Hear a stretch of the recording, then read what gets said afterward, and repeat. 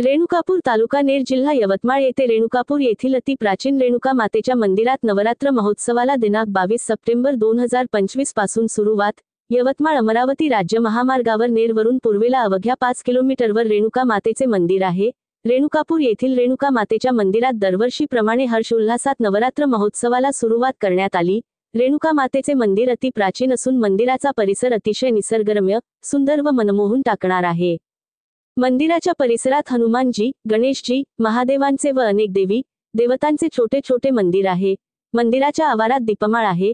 मंदिरात एक शिवलिंगासारखा गोटा आहे, तो 2 बोटांनी उचलला तर मनोकामना पूर्ण होते अशी रेणुका मातेच्या भक्तांमध्ये श्रद्धा आहे। रेणुका माता ही नवसाला पावणारी देवी आहे।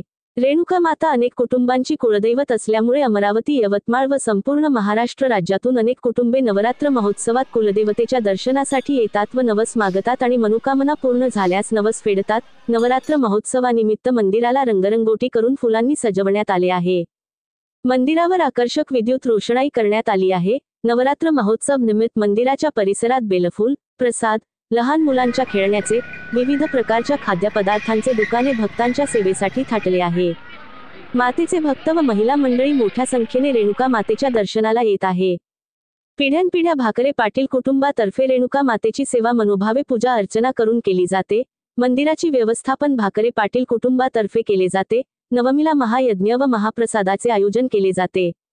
नुकतेच राज्यमंत्री संजय भाऊ राठोड यांच्यातर्फे रेणुका मातेच्या मंदिराला 3 कोटी रुपयाचे सभागृह बांधण्यासाठी निधी नुकताच मंजूर करण्यात आला।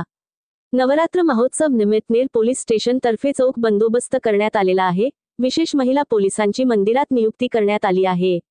सोबत गृह रक्षक दलाची नियुक्ती करण्यात आली आहे।